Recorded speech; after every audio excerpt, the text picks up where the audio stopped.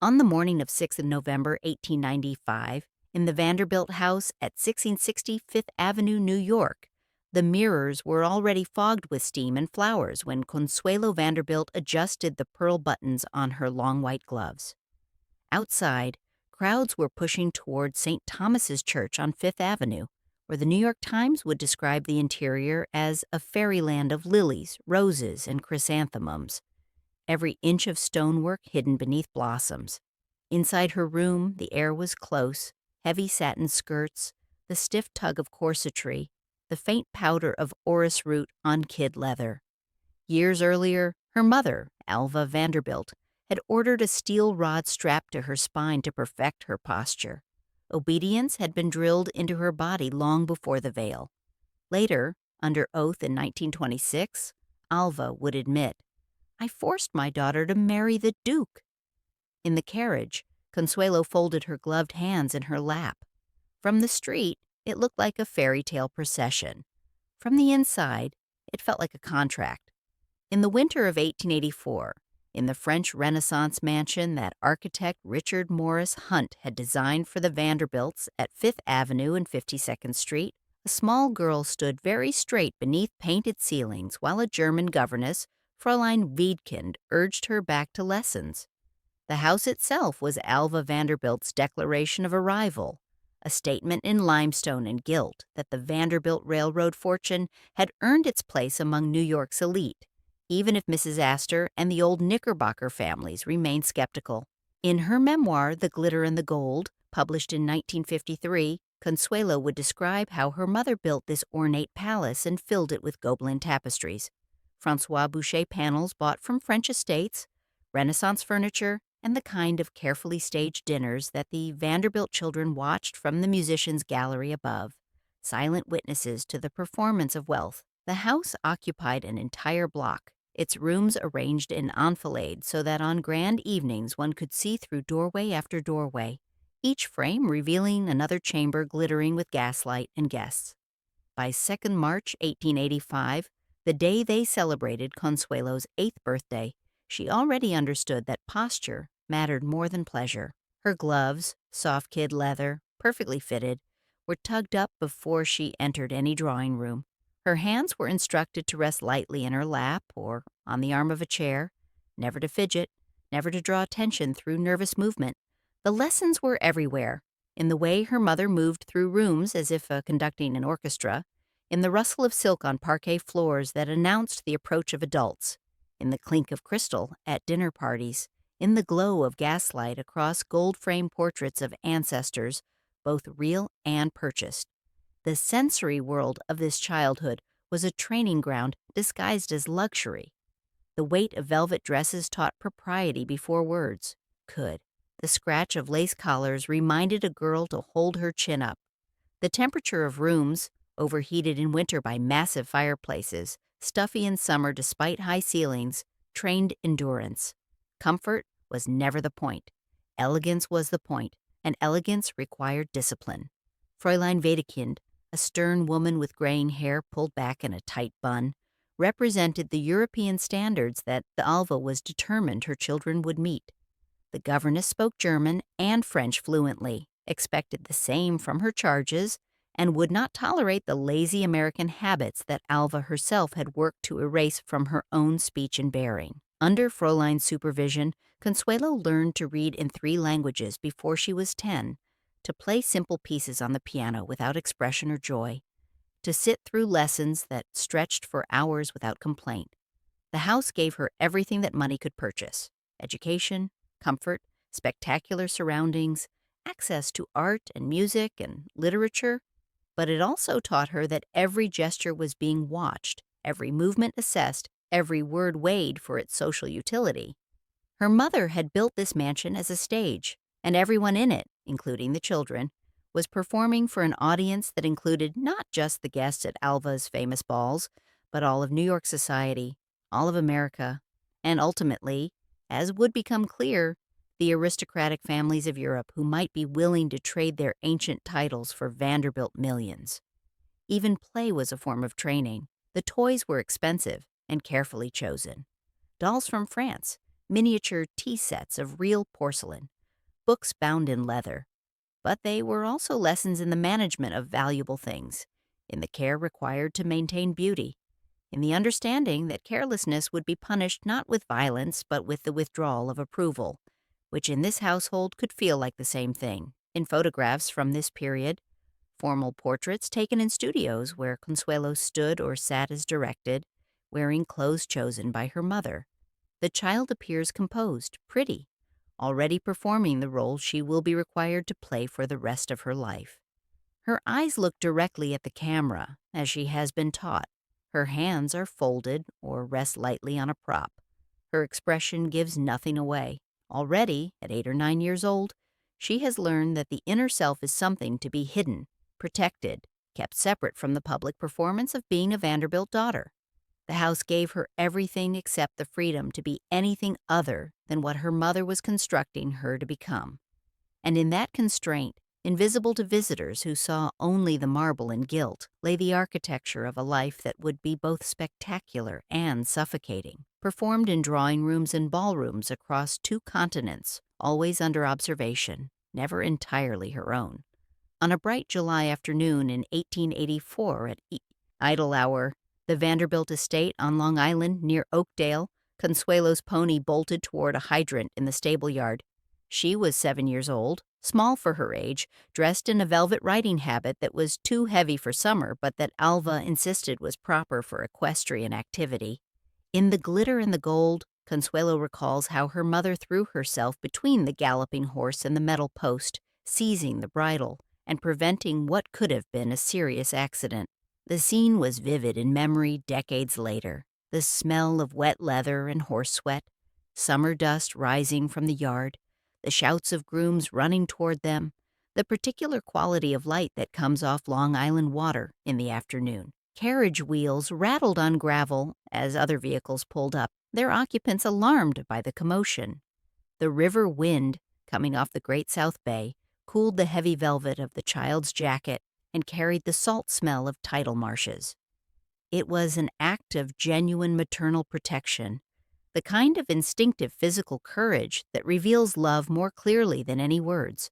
But what followed later that same day revealed the other side of Alva's parenting, the demand for absolute obedience, the refusal to tolerate childish mischief, the belief that discipline, even harsh discipline, was essential to the formation of character. The incident with the boat occurred that afternoon. Consuelo and her brother Willie, out on the estate's small lake with their governess, managed through some combination of inexperience and poor judgment to overturn the boat, soaking the unfortunate Fräulein and creating a scene that required the intervention of groundskeepers to fish everyone out of the shallow water. No one was hurt, but Alva was furious, not at the danger, but at the impropriety, the loss of dignity, the spectacle. Punishment came with a riding crop across Consuelo's bare legs, an incident she remembered as part of what she called, with remarkable restraint in her memoir, a severe and rigorous upbringing. The pain was real but temporary. The lesson was permanent. Safety in this world was not the opposite of fear. It was enforced through fear. Love and discipline were not separate things, but 2 aspects of the same maternal control. That evening at dinner, the household returned to its accustomed order. The dining room at idle hour was less grand than the Fifth Avenue house, but still formal, with silver that gleamed in candlelight, servants who moved quietly between courses, and the expectation that children, even children who had been punished earlier in the day, would appear properly dressed and perfectly behaved. Consuelo's gloved hands rested on the edge of the table, as she had been taught. Her posture was impeccable. Her expression revealed nothing of the pain from the riding crop or the fear of her mother's displeasure. Idle Hour itself represented a different kind of Vanderbilt wealth than the Fifth Avenue mansion. Where the city house was a public statement, a palace designed to impress and intimidate, the Long Island estate was meant to evoke English country houses, the kind of landed, leisured life that old money families took for granted, but that the Vanderbilts, despite their enormous fortune, were still striving to achieve.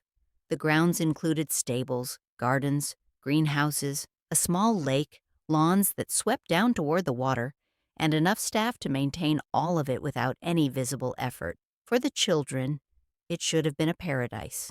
Space to run, water to explore, horses to ride, fewer formal constraints than the city imposed. But Alva's presence transformed even this relative freedom into another form of training. Every activity was supervised. Every moment was an opportunity for instruction in proper behavior. Even play was work, preparation for the adult roles they would be expected to perform. The duality of that day, the mother who would risk her own safety to protect her child from a runaway horse, and the mother who would strike that same child with a riding crop for a moment of carelessness, captured something essential about Alva Vanderbilt. She was not cruel for cruelty's sake. She was ambitious for her children in ways that 19th century American culture encouraged and applauded. She believed that great fortunes brought great responsibilities, and that her children must be prepared to carry those responsibilities with discipline and grace. But the cost of that preparation was high. In teaching her daughter to be perfect, Alva was also teaching her to be afraid of making mistakes, afraid of disappointing expectations, afraid of the consequences of any deviation from the narrow path that had been laid out for her. The same hand that had saved her life also enforced a perfection that left no room for the ordinary messiness of childhood, for spontaneity or rebellion, or the development of a will separate from maternal authority. Safety, in this world, was not the opposite of fear.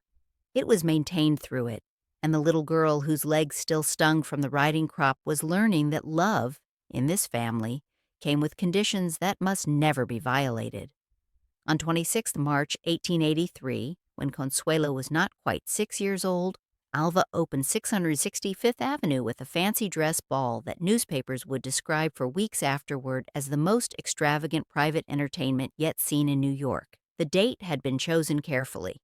Late enough in the social season that everyone important would still be in the city, early enough that the house itself would be the main topic of conversation as families prepared to leave for their summer estates. The ballroom that evening was a symphony of deliberate excess. Gaslight from hundreds of jets reflected off gilt surfaces and crystal chandeliers, creating a warm glow that made the entire room shimmer. The air was thick with the mingled scents of hothouse flowers, expensive perfumes, and the particular smell of overheated bodies in heavy costumes. The temperature rose steadily as more guests arrived, until women's faces flushed behind their masks and men's starched collars wilted despite their best efforts. The guests, 1,200 of them, including many of the same families who had previously snubbed the Vanderbilts as nouveau riche, came dressed in elaborate historical costumes. Alva herself appeared as a Venetian princess in a gown that had required weeks of work by skilled seamstresses. Willie K. Vanderbilt, Consuelo's father, wore a suit of steel armor that was, reportedly, genuine 15th century work. Other guests represented French courtiers, medieval knights, Renaissance nobles, and various exotic figures from history and literature. The ball was not merely a party. It was a calculated assault on New York's social hierarchy, a demonstration that Vanderbilt money could produce spectacle on a scale that even the old Knickerbocker families could not match. The strategy worked. Mrs. Astor, who had previously refused to acknowledge Alva socially, came to the ball, effectively granting the Vanderbilts the social recognition they had been seeking. In one evening, Alva accomplished what might otherwise have taken years or been impossible altogether. She forced her way into the elite circle that controlled New York society. Among the guests was Consuelo Iznaga, Viscountess Mandeville, who would later become Duchess of Manchester, an American heiress who had already accomplished what Alva was beginning to contemplate for her own daughter. The Viscountess, born to a Cuban-American family and married to an English aristocrat, represented the emerging pattern of transatlantic marriages that historians would later call the era of the Dollar Princess. Between 1870 and 1914, more than 100 British aristocrats would marry American women, trading ancient titles for American industrial fortunes. Young Consuelo watched the ball from behind a balustrade on an upper floor, peering through the carved stone at the glittering scene below. She was dressed in white, her small hands already gloved in kid leather, her hair arranged by the same maid who had dressed Alva. The position was both privileged and peripheral, allowed to witness but not to participate, close enough to see everything but removed from the actual event, a future debutante observing the performance she would one day be required to give. Her fingers curled around the cold stone of the balustrade as she watched her mother move through the crowd like a general surveying a victorious army. Alva's posture was perfect, her smile gracious, her conversation, even viewed from above without being able to hear the words, clearly calculated to charm and dominate by turns. Every gesture was deliberate, every pause timed for effect. The entire evening was a performance, and Alva was its director, choreographer, and star. The ball lasted until dawn. Newspapers reported that guests consumed hundreds of bottles of champagne, that the flowers alone had cost thousands of dollars, that the costumes represented months of work by New York's finest dressmakers. The coverage was extensive, detailed, and exactly what Alva had intended. The Vanderbilt House was now firmly established as one of the great houses of New York. The family's social position was secure, and Consuelo, watching from above, was learning that wealth was not merely about comfort or security. It was about power, display, and the strategic use of both to achieve social objectives. Years later, writing about this night in her memoir, Consuelo would describe it with a mixture of admiration for her mother's achievement and a more complicated understanding of what that achievement meant. The ball that looked like a celebration was also a battle, and the victory came with obligations. Having forced her way into society, Alva now had to maintain that position, and she would do so partly through her children, whose marriages would be negotiated with the same strategic brilliance she had brought to the planning of this single evening. Long before a duke appeared in Consuelo's life, her future had already been choreographed in a ballroom that Alva built as a stage. The little girl behind the balustrade, hands gloved and posture perfect even in private, was already being prepared for a role she did not yet understand but would not be permitted to refuse. By the 1880s and 1890s, the American Industrial Revolution had produced a new aristocracy of wealth that rivaled or surpassed the fortunes of European nobility. The Vanderbilt Railroad empire alone generated income on a scale that few ducal estates could match. But money, in the rigid social hierarchies of the Gilded Age, did not automatically confer social legitimacy. Families like the Astors, whose wealth was older, if not necessarily more honestly acquired, controlled access to the highest levels of New York society through mechanisms like Ward McAllister's famous list of the 400, the number of people, he claimed, who could fit comfortably in Mrs. Astor's ballroom and who therefore mattered socially. Alva Vanderbilt, born Alva Erskine Smith to a Southern family impoverished by the Civil War, understood these dynamics intimately. She had married Willie K. Vanderbilt for his money, and she intended to use that money to achieve the social position that birth had denied her. The 1883 ball was one strategy. The marriages of her children would be another. Across the Atlantic, a parallel crisis was unfolding. British and European aristocrats, bound by laws of entail and primogeniture that prevented them from selling their estates, found themselves increasingly unable to maintain the country houses, London residences, and staffs that their positions required. Agricultural depressions in the late 19th century had reduced income from land.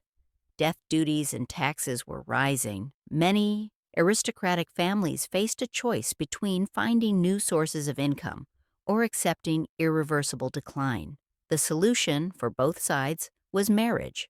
American heiresses gained titles, social position, and entry into European courts and country houses. European aristocrats gained the cash infusions necessary to repair roofs, pay servants, maintain estates, and continue living in the style their ancestors had established. The transactions were usually explicit. Marriage settlements specified exactly how much money would transfer, in what form, and under what conditions. Dowries were negotiated like business contracts, because that is what they were. In this system, young women like Consuelo were not merely daughters, but financial instruments.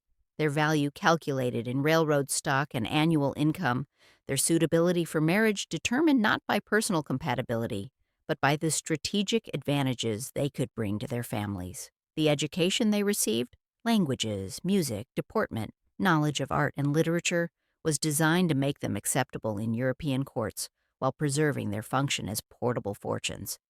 Historians of the Dollar Princess era note that between 1870 and 1914, at least 102 American women married titled Europeans, with 9 marrying dukes.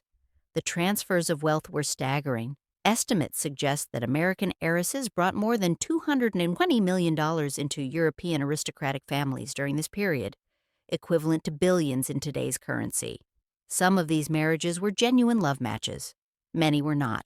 Nearly all involved a transaction that, whatever the personal feelings of the individuals involved, served clear financial and social purposes for both families. Consuelo Vanderbilt, born in 1877 into one of America's richest families, came of age at the height of this trade.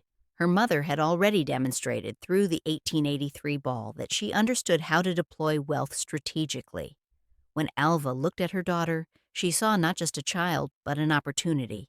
A chance to connect the Vanderbilt fortune to European aristocracy, to achieve, through her daughter's marriage, the kind of social legitimacy that no amount of money alone could purchase in America.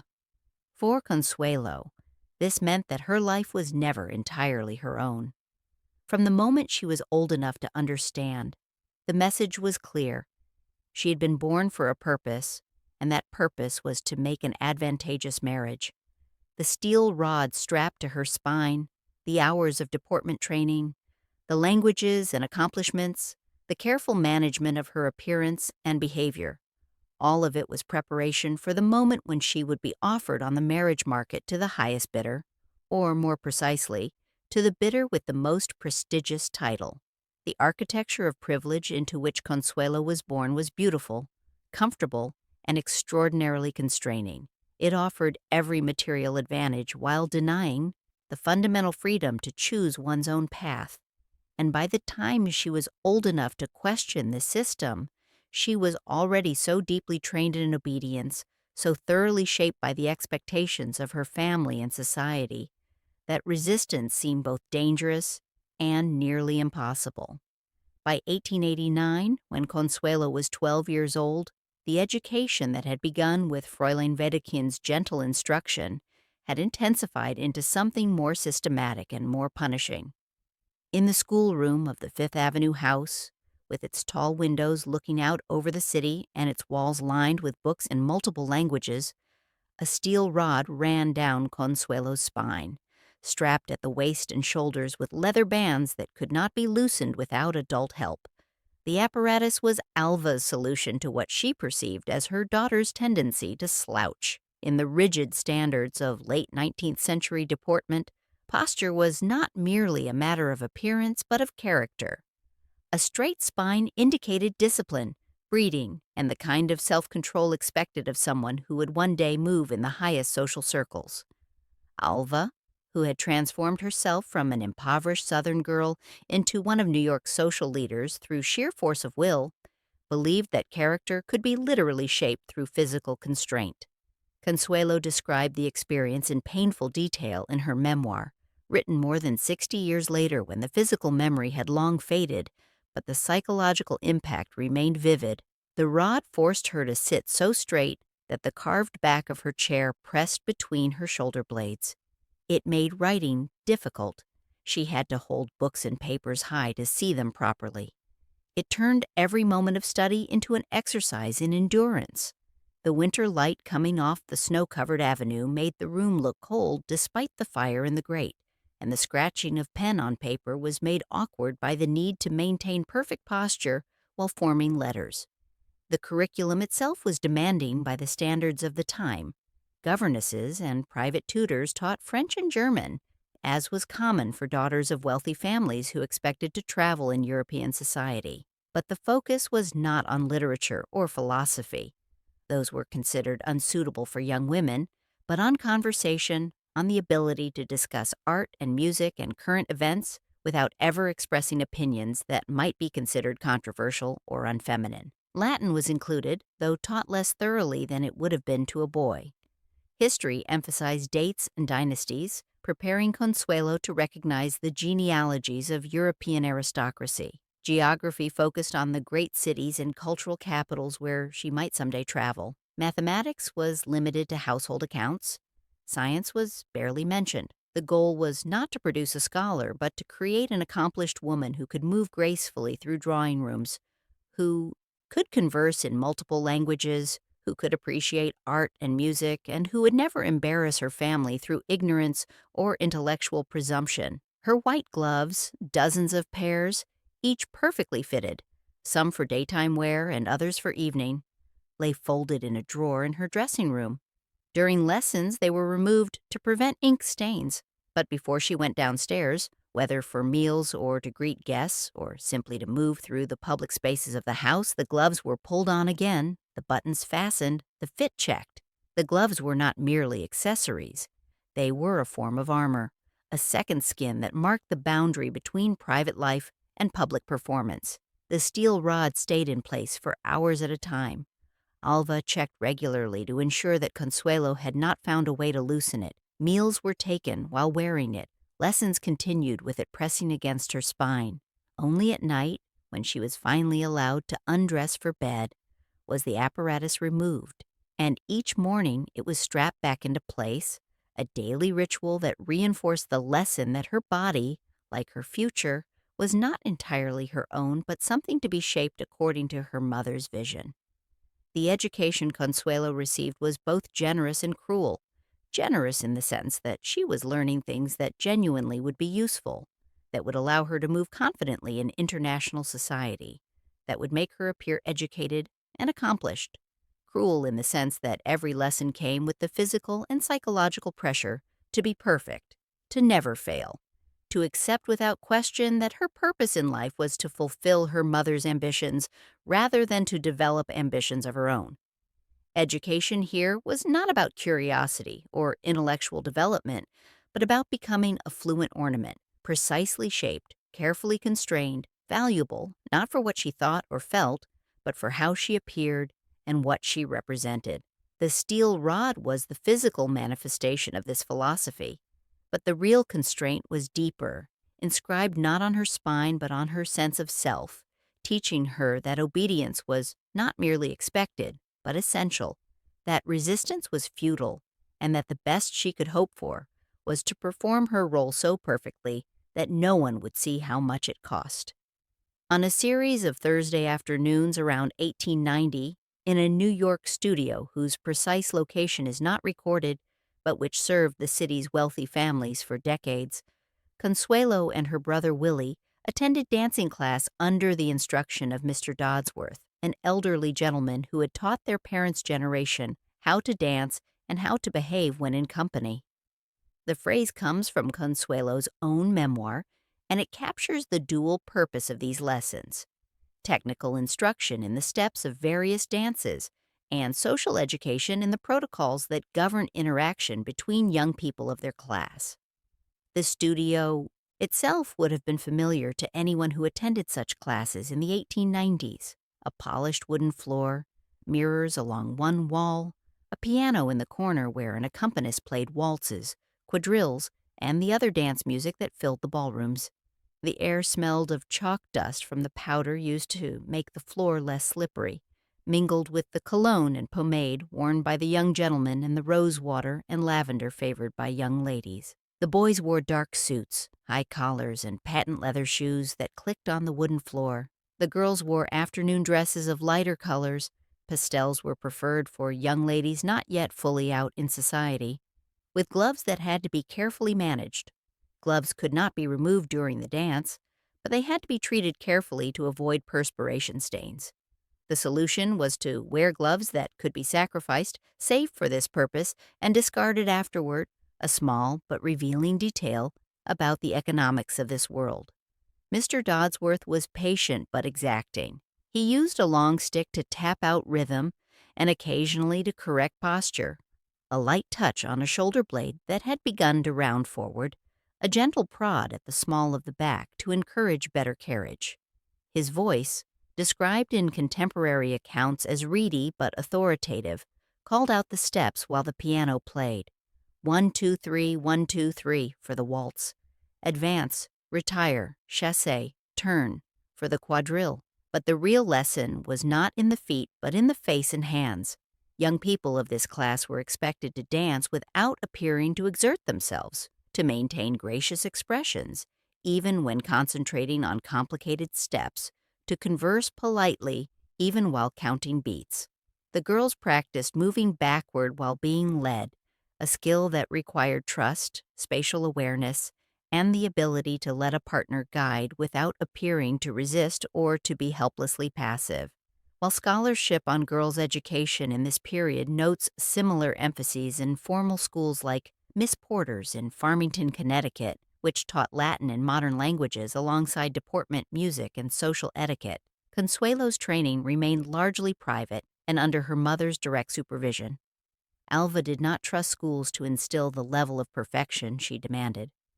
She preferred to control every aspect of her daughter's education, supplementing governesses and tutors with specialists like Mr. Dodsworth for particular skills.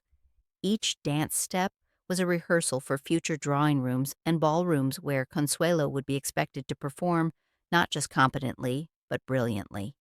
Each curtsy practiced before mirrors, and Alva insisted on hours of practice, each brief moment of touching a partner's sleeve, each turn executed with perfect timing, was less about joy or social pleasure than about never making a mistake, never giving observers any reason to criticize or doubt her breeding.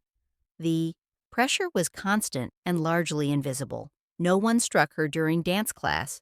No one shouted. The correction was gentle, delivered in quiet voices, and demonstrated through example, but the underlying message was clear. Mistakes had consequences, and those consequences might include social failure, family disappointment, and the loss of opportunities that could never be recovered.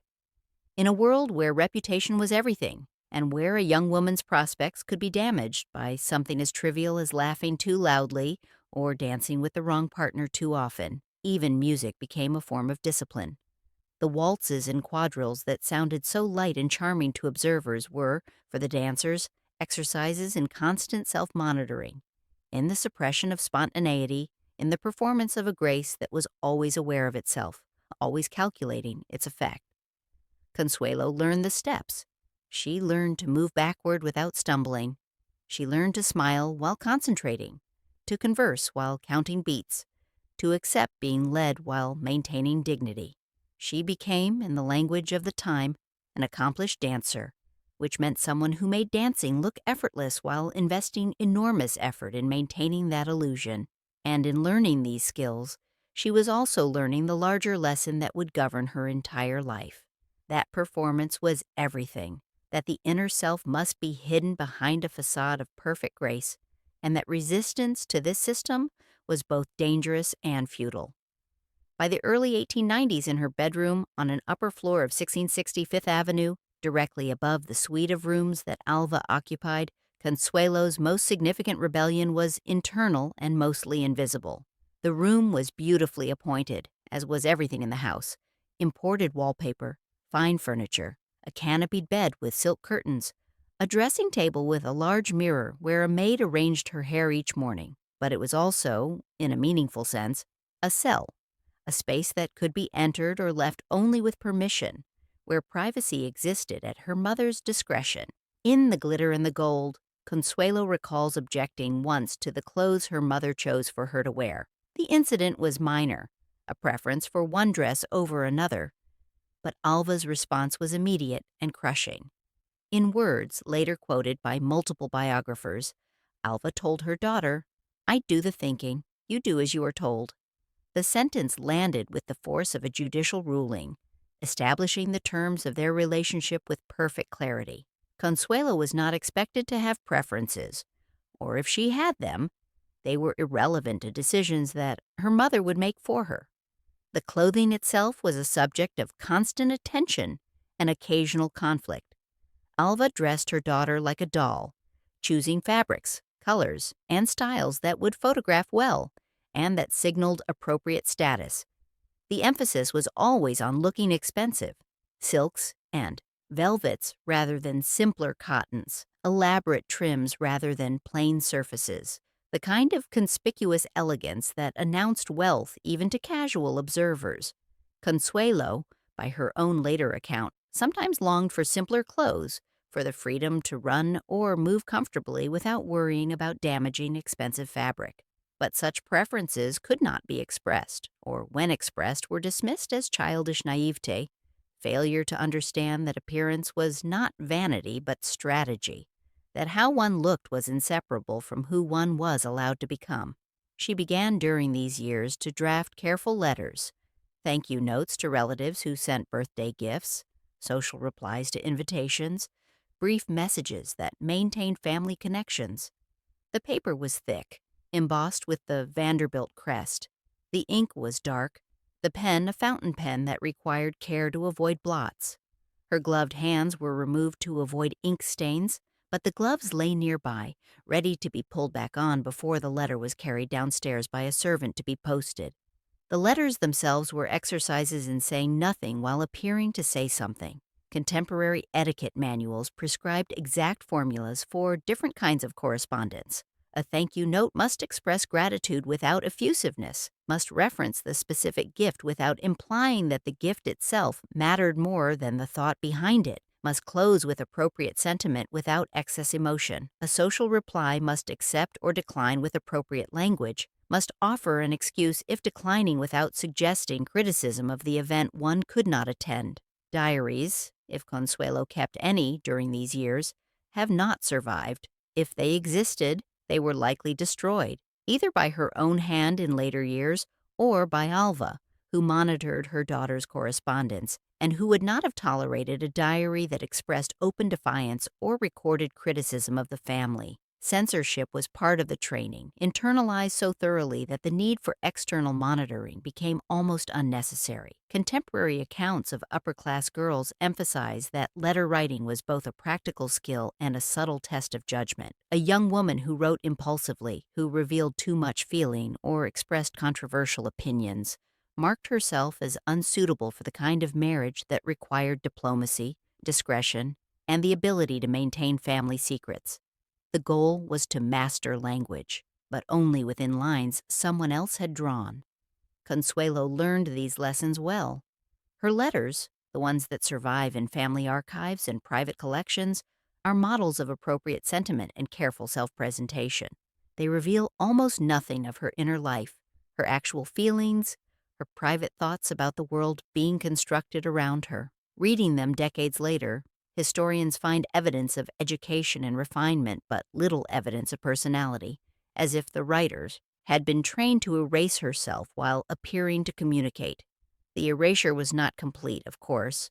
No amount of training can entirely suppress the self, but it could teach that self to stay hidden, to express itself only in the safest ways, to accept that authenticity was a luxury that wealthy daughters could not afford. The clothes Alva chose, the letters Consuelo wrote, the careful monitoring of every word and gesture, all of it was training in a kind of performed selfhood that left almost no room for the person being performed. Refinement, in this world, expected women to master language and self-presentation at the highest level, but only within narrow boundaries that ensured they would never threaten the social order or the family strategies that depended on their marriageability. And Consuelo, objecting once and being silenced immediately, learned not to object again, or at least not openly, not in ways that could be punished or prevented. The real rebellion would have to wait. By 1894, somewhere between the social seasons in New York and the summer months in Newport, Rhode Island, Consuelo had quietly formed an attachment to Winthrop Rutherford, a well-born American 15 years her senior, and by all accounts, a genuinely decent man. The relationship, such as it was, unfolded in the interstices of supervised social life, carriage rides along Bellevue Avenue with chaperones at a discreet distance, conversations at Newport cottages during the brief moments when young people were permitted to talk without being directly monitored, exchanges of glances and careful words that suggested feeling without stating it explicitly. Biographical accounts describe it as a secret engagement, though how secret it actually was remains unclear. Certainly, Alva knew about it or discovered it, and certainly she opposed it, absolutely. Rutherford was acceptable by every measure except the one that mattered most to Alva. He had no title, and marrying him would mean Consuelo remaining merely American, merely wealthy, never achieving the aristocratic connection that Alva had decided was essential. Newport in the 1890s was the summer capital of American high society, a place where the same families who maintained houses in New York or Boston built even more elaborate cottages, the ironically modest term for mansions like the Breakers, Marble House, and Belle Court, along the rocky coastline of Rhode Island. The season followed a precise calendar: arrival in late June, a round of parties and balls and sailing regattas through August, departure by early September.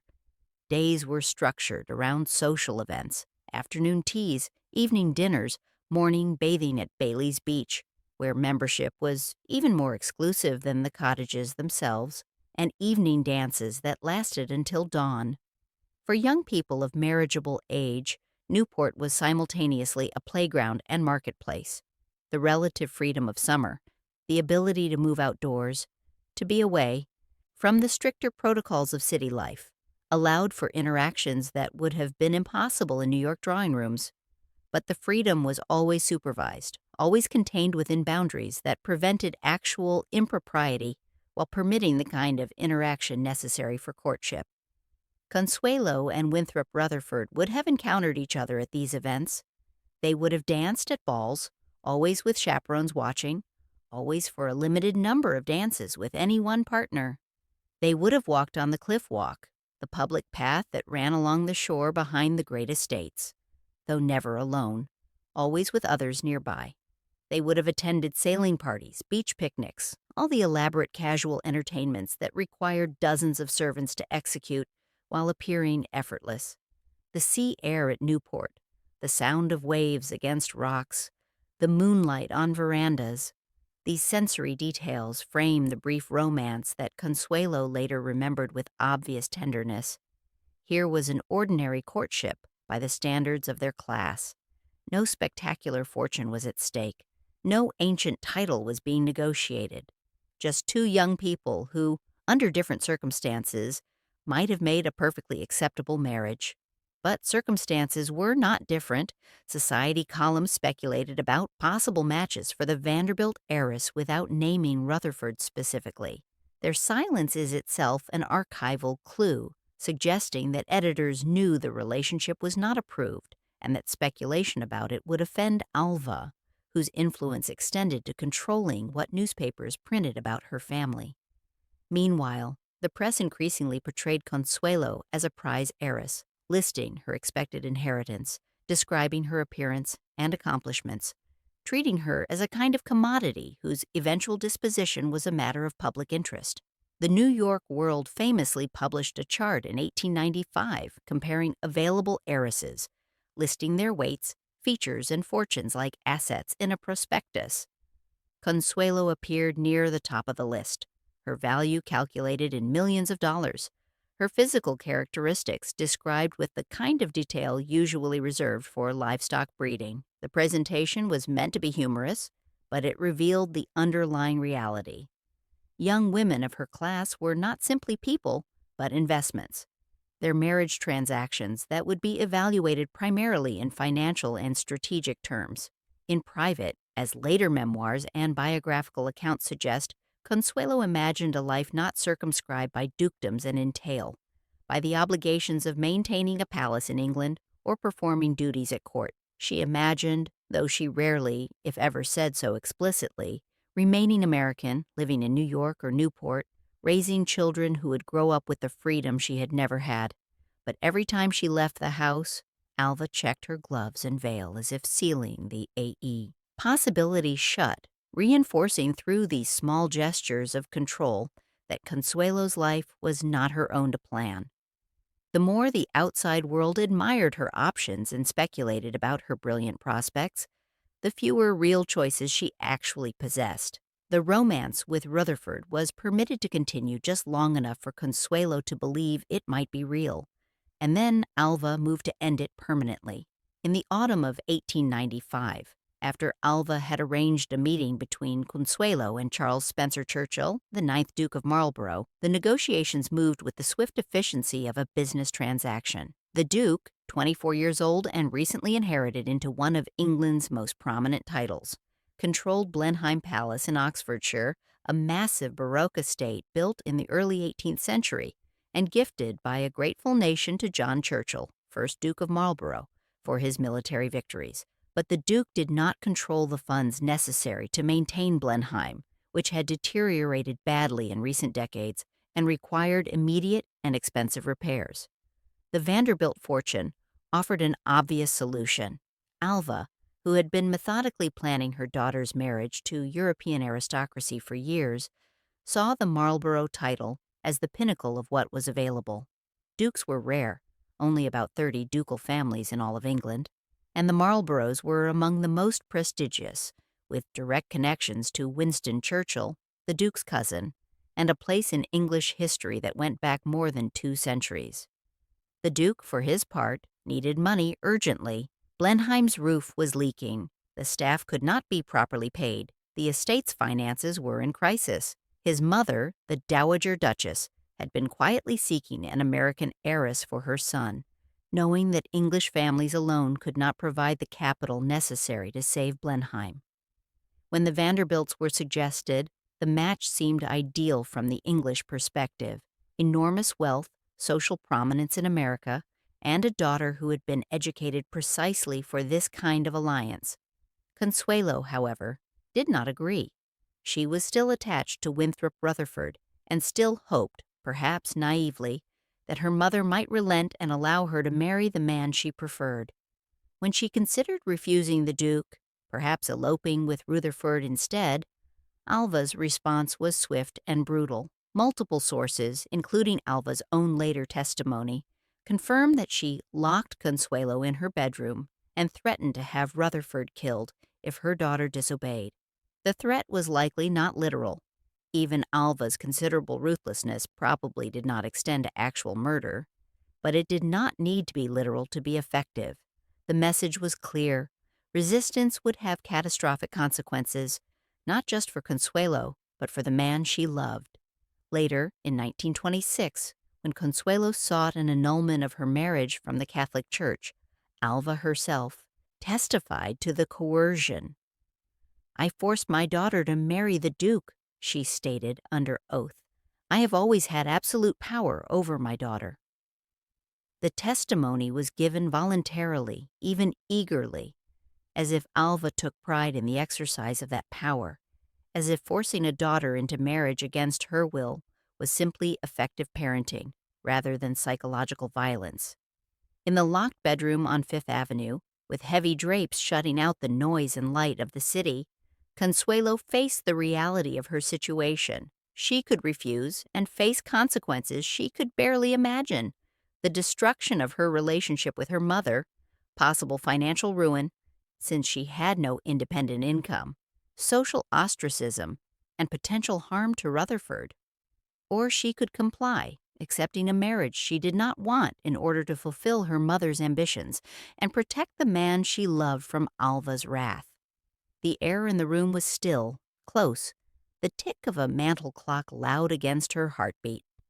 On the dressing table, a pair of cream-colored gloves lay untouched, their softness mocking the iron logic that governed her fate.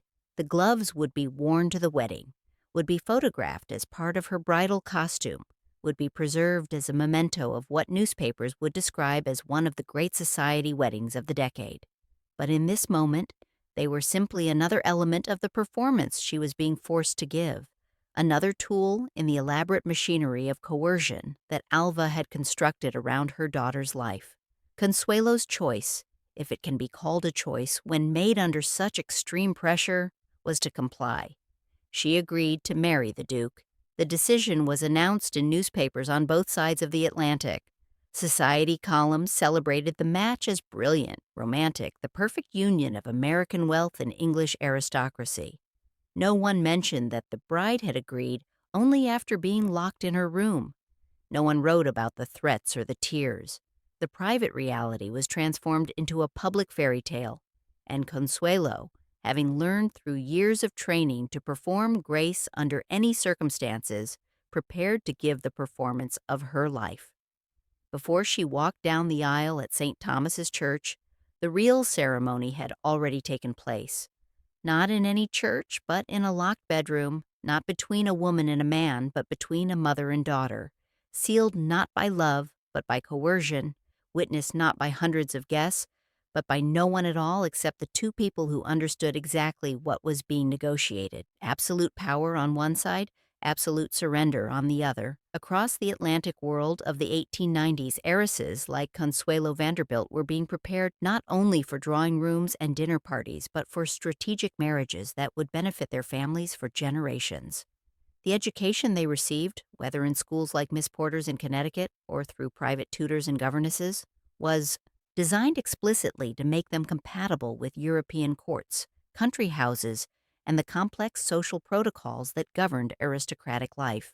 Historians of the Dollar Princess era describe how families invested enormous resources in languages, music, travel, deportment, and cultural knowledge, not merely for the sake of education itself, but to increase their daughter's value on the international marriage market. A girl who could speak French fluently, who understood European art and history, who could move gracefully through formal dinners and court presentations, was worth more, in the most literal sense, than one who could not. Finishing schools, both American institutions and European academies, marketed themselves explicitly on their ability to produce young women ready for transatlantic marriages. Swiss schools rooted in 19th century traditions taught international etiquette and protocol alongside languages. French schools emphasize culture and refinement. American schools like Miss Porter's combine rigorous academic work with the social training necessary for the highest circles. Consuelo, schooled at home rather than at an institution, underwent a bespoke version of the same process. Alva served as headmistress, curriculum designer, and quality control inspector all in one, creating a private finishing school whose single student would be prepared not just for European society generally, but for the specific role of Duchess of Marlborough. Every lesson, every correction, every hour of practice was aimed at this goal, whether Consuelo understood it explicitly or not. The training was simultaneously generous and cruel, generous in providing access to culture, languages, and knowledge that genuinely would prove useful, cruel in the way it subordinated Consuelo's own desires, personality, and preferences to the single overriding goal of making an advantageous marriage.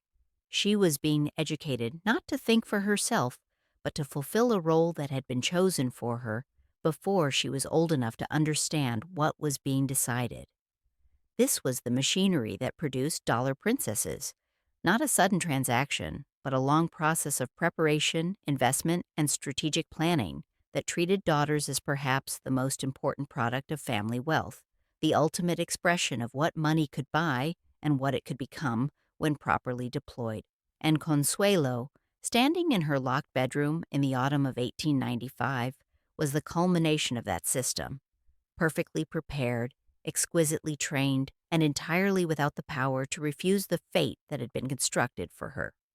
On 6 November 1895, the doors of St. Thomas's Episcopal Church on Fifth Avenue opened onto what the New York Times would describe the next day as a floral fairyland. The transformation of the church had taken days and the work of dozens of florists. Garlands of roses in cream and pink wound around columns. Lilies, thousands of them, their heavy scent filling the air, covered every surface. Chrysanthemums in bronze and gold hung in masses from the arches. Every inch of stonework, every architectural detail had been hidden beneath imported blooms that represented a fortune in themselves and that would wilt and be discarded within days. Outside, crowds estimated at several thousand pushed against police barriers, hoping to catch a glimpse of the bride or the duke or any of the prominent guests arriving in carriages that created a traffic jam stretching for blocks. Newspapers had been covering the wedding preparations for weeks, feeding public fascination with society's most elaborate rituals. Street vendors sold commemorative ribbons. Photographers positioned themselves at strategic points. Though the wedding itself would not be photographed, such documentation was not yet standard for private ceremonies, even ones that felt as public as this. Inside the church, the murmur of 2,000 guests mixed with organ music that swelled through the flower-scented air. The congregation included Vanderbilts and Astors, Whitneys and Belmonts, Goulds and Morgans, a catalog of Gilded Age wealth and power. Also present were various members of the British aristocracy who happened to be in New York, come to witness what was essentially a business transaction between their class and American industrial fortunes. The Duke's family, having negotiated the marriage settlement with Alva's lawyers over the previous weeks, sat in the front pews. The settlement itself, finalized in documents signed days earlier, specified that the Duke would receive $2.5 million in Vanderbilt Railroad stock, which would provide an annual income of $100,000, an enormous sum that would immediately address Blenheim's financial crisis and provide the Duke with independent wealth. The money was structured as a trust that would pass to Consuelo's children, ensuring that the Vanderbilt fortune would eventually merge with the Marlborough title. Lawyers on both sides had negotiated every detail, protecting the interests of their respective families while ensuring that the alliance would achieve its strategic purposes. Consuelo, waiting in an anteroom before her entrance, wore a wedding gown of cream satin, embroidered with seed pearls, with a train that required 4 attendants to manage. Her veil was held in place by a wreath of orange blossoms, traditional symbols of fertility and purity.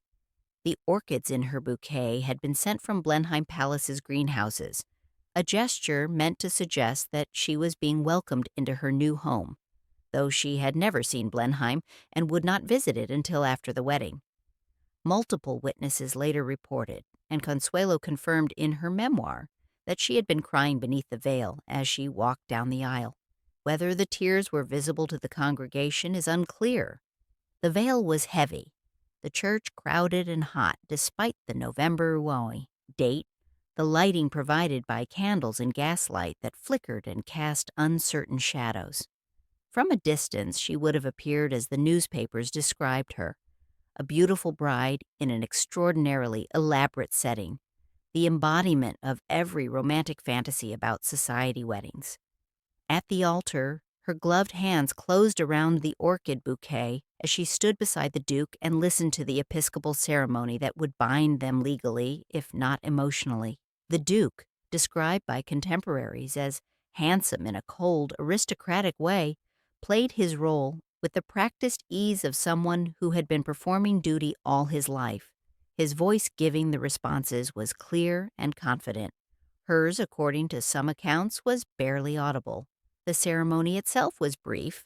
The Episcopal rite is less elaborate than Catholic or Orthodox versions, but every moment was freighted with significance that went far beyond the religious language being spoken. This was not merely a marriage, but a transaction that had been years in preparation, that involved the transfer of millions of dollars, that would reshape both families, and that would, in its way, symbolize the entire era of dollar princesses marrying European aristocrats. When the service concluded, and the Duke and his new Duchess turned to walk back down the aisle, the organ burst into a recessional, and the congregation rose. The flowers, the music, the gaslight on silk and jewels, the collective exhale of 2,000 people witnessing a spectacle they would discuss for years. All of it created an overwhelming sensory experience that must have felt both triumphant and suffocating to the 18-year-old girl at its center. The wedding united a palace and a fortune, an ancient title and modern wealth, European aristocracy, and American industry. What it did not unite, as the documents and later accounts make clear, was 2 people who had chosen each other freely. The Duke gained the financial means to fulfill his responsibilities. Alva gained the aristocratic connection she had sought for her daughter. Consuelo gained a title and a role she had never wanted, and the man she had wanted to marry, Winthrop Rutherford, was not present to witness the ceremony that ended whatever future they might have had together. By 1897, with her first son John born and life settled at Blenheim Palace in Oxfordshire, Consuelo presided over dinners whose scale she had been trained to manage yet privately dreaded. The palace, built between 1705 and 1722 as a gift from Queen Anne to the first Duke of Marlborough, was overwhelming even by the standards of someone who had grown up in Vanderbilt houses. The Great Hall alone could accommodate hundreds. The state dining room, where formal dinners were served, seated 40 comfortably and could be extended for larger events. In her memoir, published more than 50 years after these dinners, Consuelo describes them as ominous and wearisome, a phrase that captures both the magnificence and the burden of her position. The meals themselves lasted for hours, 7 or 8 courses, each served with appropriate wines, each requiring the correct silver and glassware, each governed by protocols that she was still learning. Guests included local gentry, London society, visiting aristocrats, and occasionally members of the royal family. Every dinner was an occasion for judgment, an opportunity to succeed or fail in her role as Duchess. The Great Hall's stone walls, built thick to support the massive weight of the structure above, made the space cold even in summer and frigid in winter despite enormous fireplaces. Footsteps echoed on the marble floors. Voices carried strange distances, creating odd acoustic effects that made private conversation nearly impossible. Candlelight from dozens of candelabras flickered across portraits of earlier dukes and duchesses, including the formidable Sarah Churchill, first Duchess of Marlborough, whose imperious gaze seemed to evaluate whether her American successor was worthy of the title. Before Consuelo's arrival, Alva had commissioned a portrait by Carolus Duran, the French painter who specialized in society portraits. The painting showed Consuelo in formal dress. Her neck, made famously long by years of force posture training, displayed to advantage, her expression composed and aristocratic. The portrait now hung at Blenheim among the other duchesses, a declaration that the American girl had earned her place. But the painting was also a reminder of Alva's continuing influence, her ability to shape how her daughter would be remembered even at a distance of 3,000 miles. The table at these formal dinners shimmered with silver collected over generations. Liveried footmen, wearing the Marlborough livery of blue and gold, moved in near choreographed silence, presenting dishes, pouring wine, clearing courses with movements so practiced they appeared automatic. At the head of the table, Consuelo's gloves were removed with care during the meal and folded beside her plate, a gesture governed by strict etiquette that specified exactly when gloves were worn and when removed. The dowry had done its work. By 1897, Blenheim's most urgent repairs had been completed. The roof no longer leaked. Walls had been stabilized. The estate's finances, while never comfortable, had been sufficiently stabilized that the Duke could focus on his responsibilities without constant financial crisis. The Vanderbilt millions had saved a national monument, preserving for future generations a palace that represented a crucial moment in English history and architecture. But in the correspondence and recollections that survive from this period, we see a woman increasingly aware that she herself had become infrastructure, necessary, admired, but not free. Her money maintained the palace. Her person maintained the social obligations that came with the title. Her body was expected to produce heirs. She would eventually have 2 sons, who would continue the Marlborough line. She was valuable, essential even, but valued for what she provided rather than for who she was. The marriage had not been happy from the beginning, and it deteriorated quickly. The Duke, absorbed in his own interests and accustomed to the kind of aristocratic marriages that were business arrangements rather than love matches, showed little affection and less interest in Consuelo's emotional life. They maintained separate bedrooms, separate schedules, increasingly separate lives. The requirement to appear together at formal occasions became a performance more demanding than anything Alva had required in New York. Contemporary accounts from guests and staff describe a household that was punctiliously correct but cold, formal but without warmth. The Duke performed his duties, Consuelo performed hers. The palace functioned, but the human cost was high and largely hidden. visible only in private correspondence and in the careful language Consuelo used in her memoir, written decades later when many of the people involved were dead, and when she could finally be more honest about what her gilded life had actually felt like. Blenheim's architecture was monumental, one of the great Baroque buildings of England, celebrated by architects and historians, preserved as a UNESCO World Heritage Site. But its social architecture was even harder to escape. The palace demanded constant attention, constant money, constant performance of the roles that justified its existence. And Consuelo, sitting at the head of a 40-foot table surrounded by guests who had come to be entertained and impressed, was discovering that the training her mother had provided was both essential and insufficient.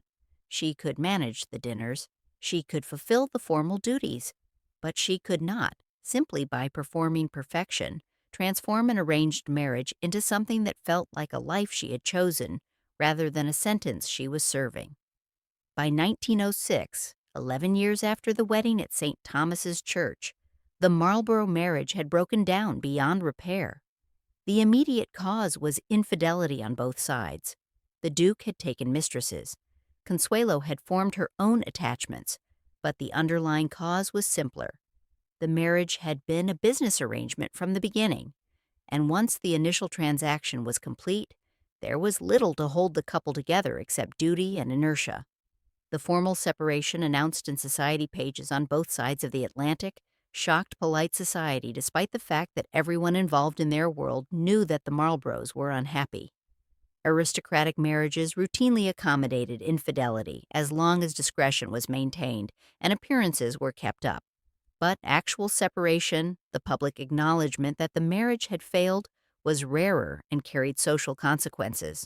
Newspapers reported the financial particulars with the same attention they had given to the original marriage settlement. Consuelo would receive an allowance, maintain her title, and retain custody of the children except during their father's designated visitation periods. The Duke would continue to benefit from the trust that provided income from the Vanderbilt stock.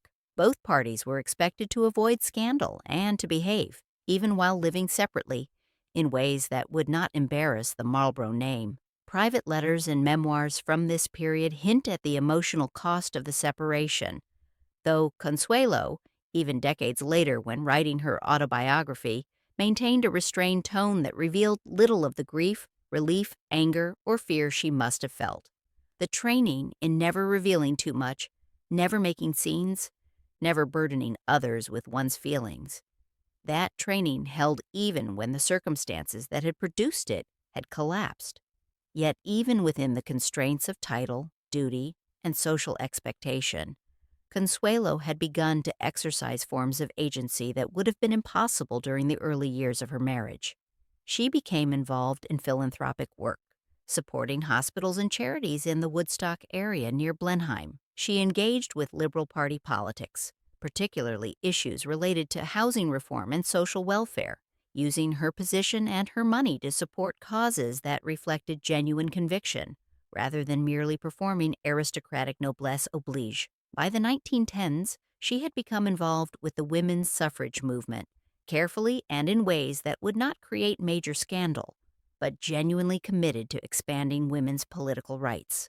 The involvement was notable precisely because it represented a kind of thinking and acting that her mother's training had explicitly worked to prevent: the development of political opinions, the willingness to support controversial causes, the use of her voice and influence for purposes she herself had chosen. Her days now included committee meetings as well as formal receptions, conversations about policy as well as social gossip. The rustle of silk gowns mingled with the sound of papers being shuffled in council rooms where serious work was being done. The gloved hands that had been trained only to hold fans and teacups now signed checks for charitable projects, letters to politicians, documents that would actually shape outcomes rather than merely maintaining appearances. The change was gradual and incomplete. Consuelo never became a radical or a revolutionary. She remained, in fundamental ways, a woman of her class and time, bound by expectations and conventions that she could bend but not break. But within those constraints, she found ways to exercise choice and to define for herself what her position as Duchess could mean beyond simply presiding over dinners and producing heirs.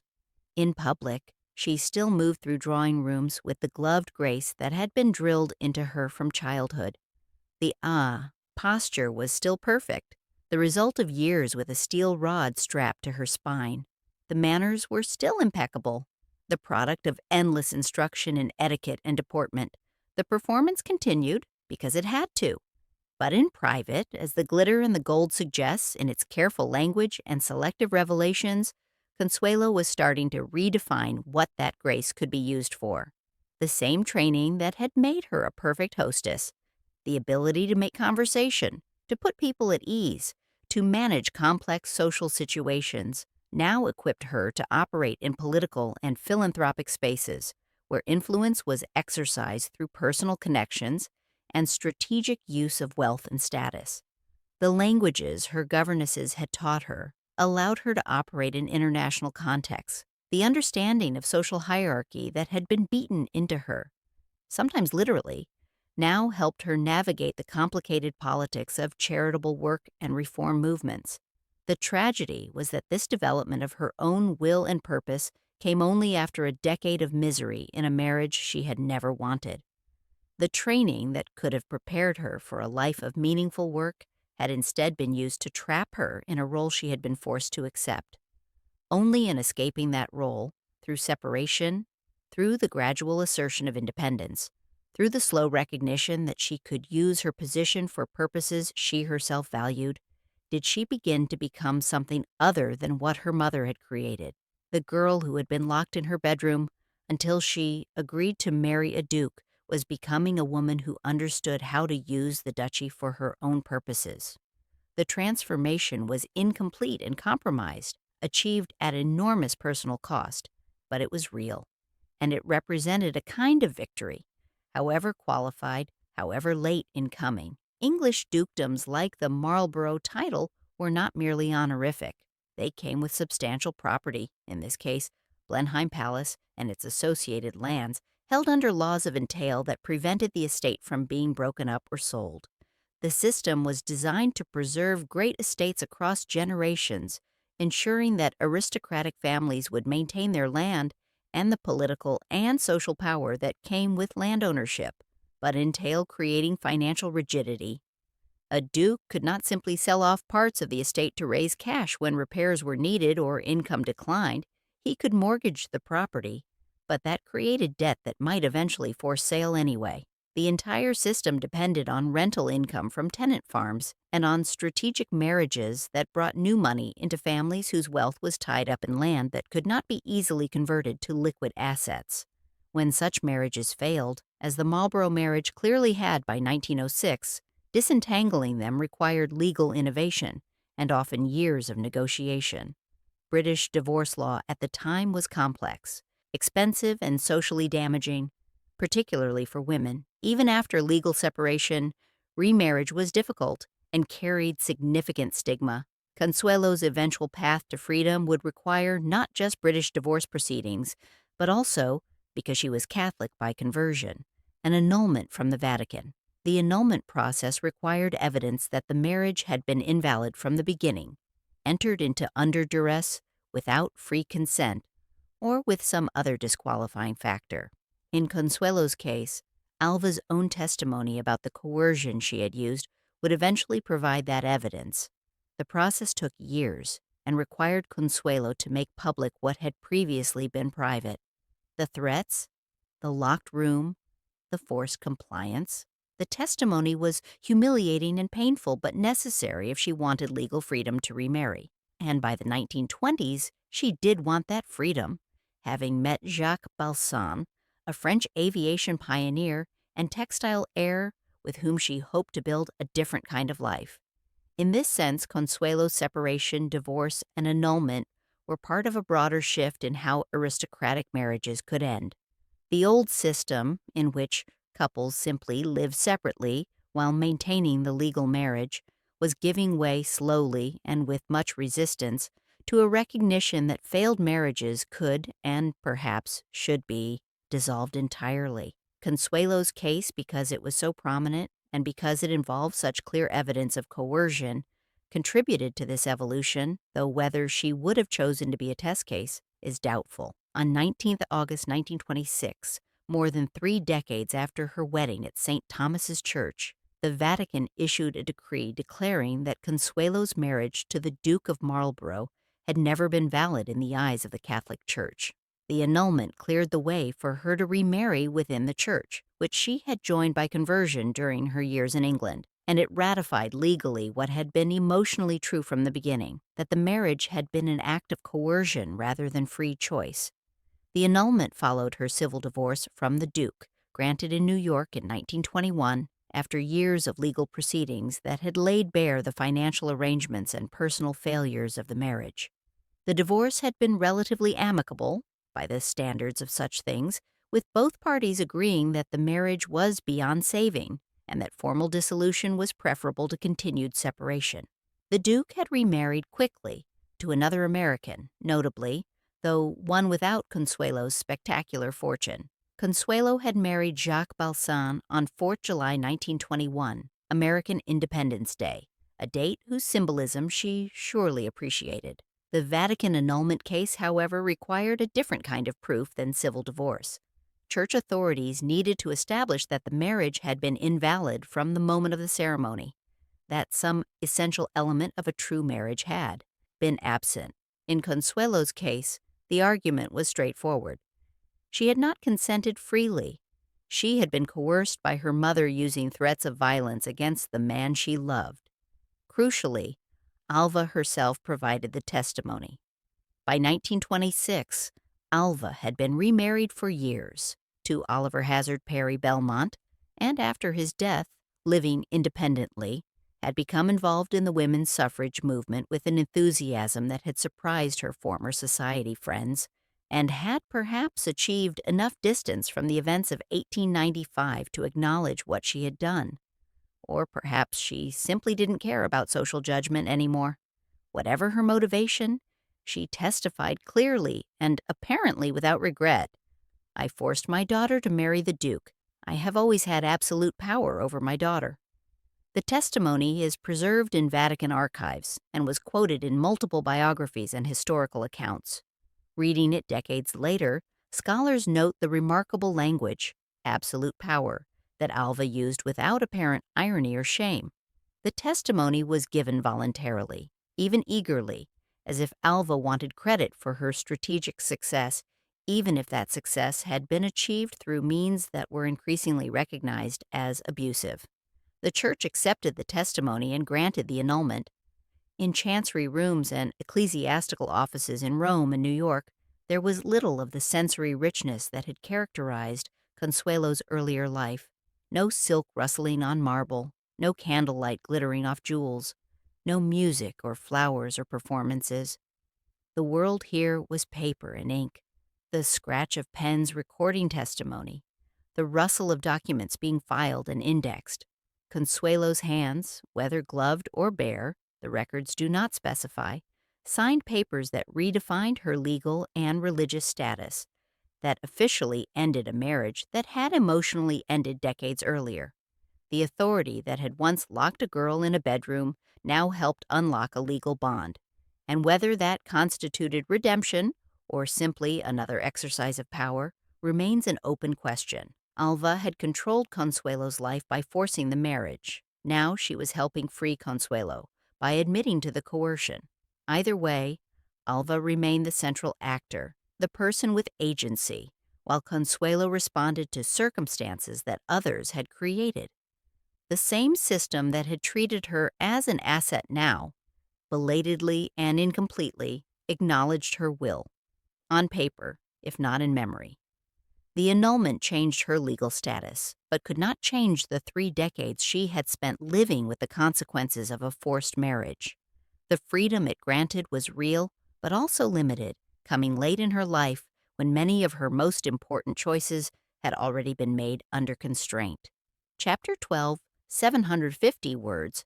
By 1953, when The Glitter and the Gold was published by Harper & Brothers, Consuelo had been living for years between France and the United States, long remarried to Jacques Balsan, and, engaged in the kind of philanthropic work that had become the focus of her later life.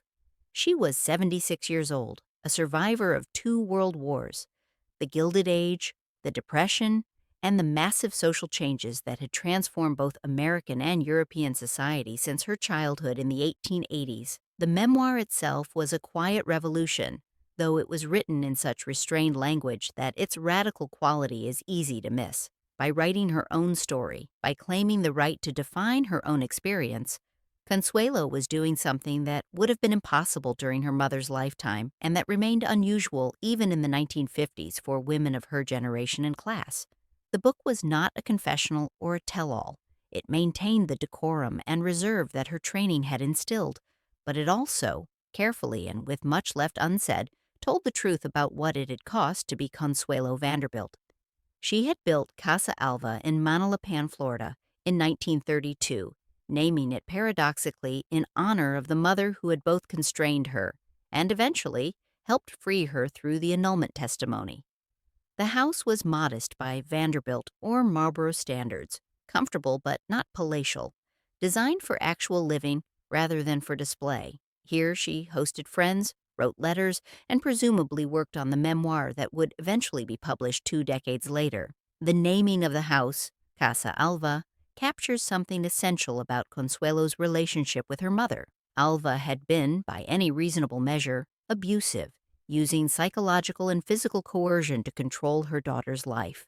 But Alva had also been the source of Consuelo's education, her introduction to art and culture, her financial security, and eventually her freedom through the annulment testimony. Loving such a parent, hating such a parent, both responses were justified, and neither was adequate to the complexity of the relationship.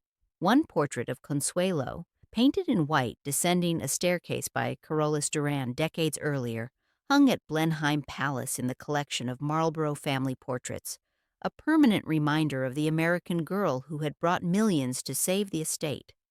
Another portrait, another rendering of that famously long neck and composed face, remained in Consuelo's private keeping until her death, as an essay in Christie's catalog later noted when the painting came up for auction.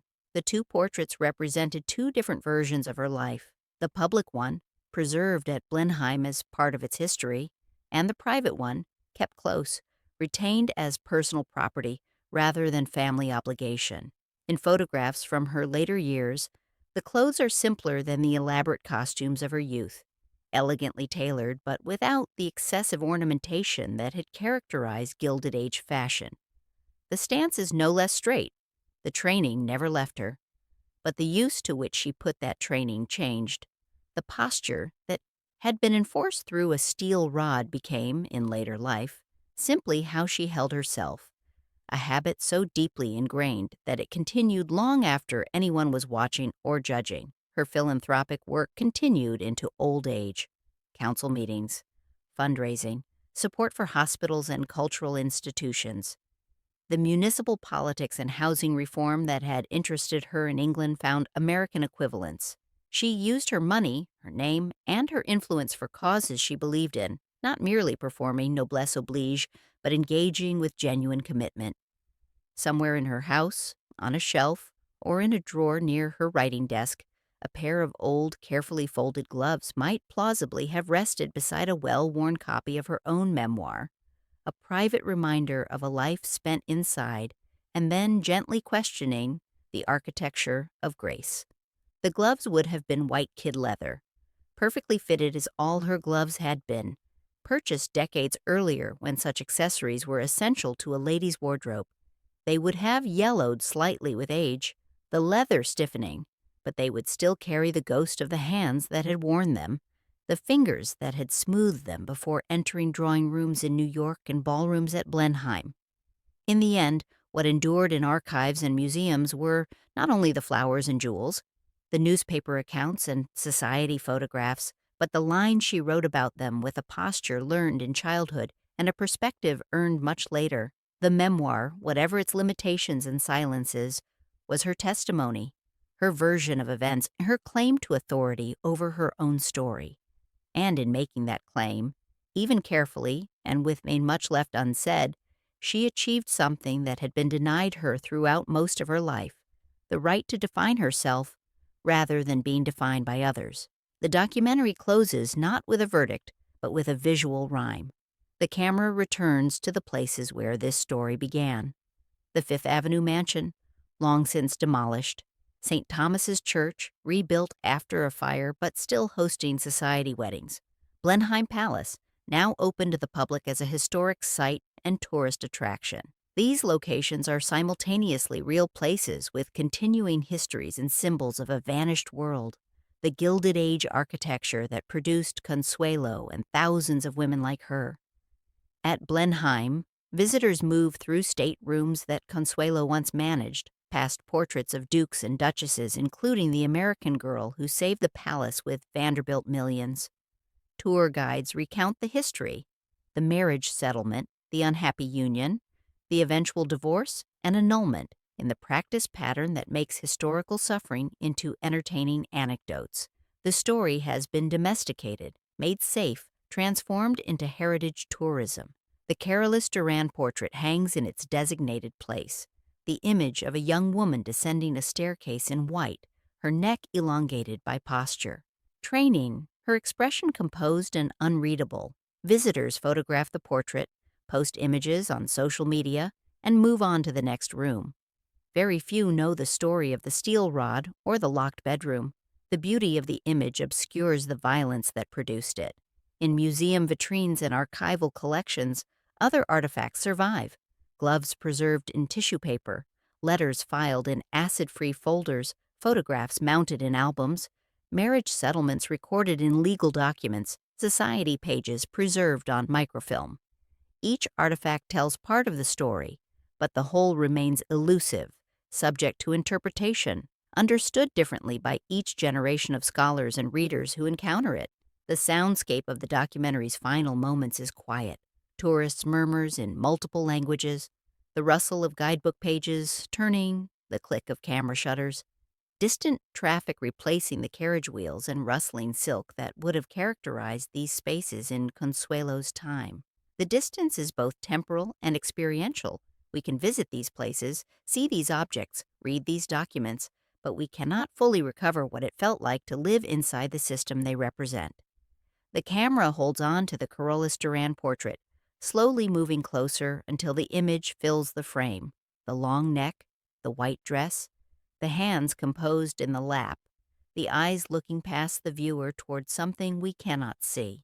The narrator speaks only once more, noting what the records can prove: the steel rod documented in memoir, the riding crop recalled from childhood, the marriage settlement preserved in archives, the coerced yes confirmed by testimony, the later work for housing reform and women's suffrage recorded in committee minutes and charity records. No moral is spoken. The image lingers, inviting viewers to ask how much of what we call elegance is really a record of what it cost someone to stand so perfectly still.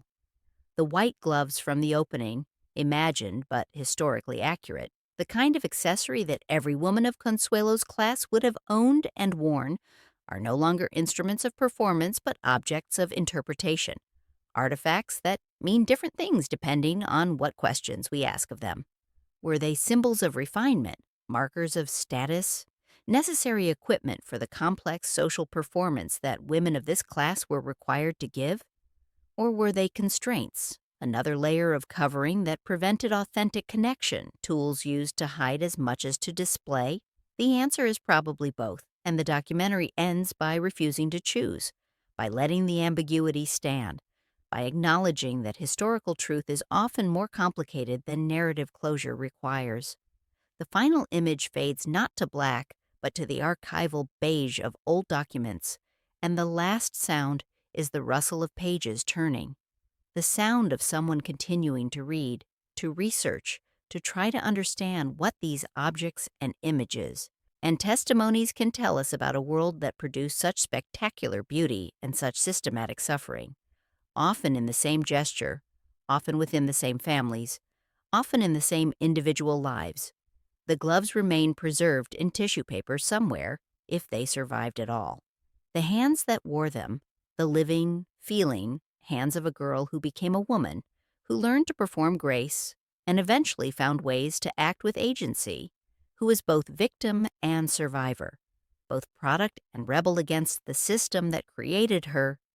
Those hands are gone. What remains is the question, how do we read these artifacts? What story do they tell? And whose story is it? The one imposed by others or the one she eventually claimed the right to tell herself? The screen fades to black.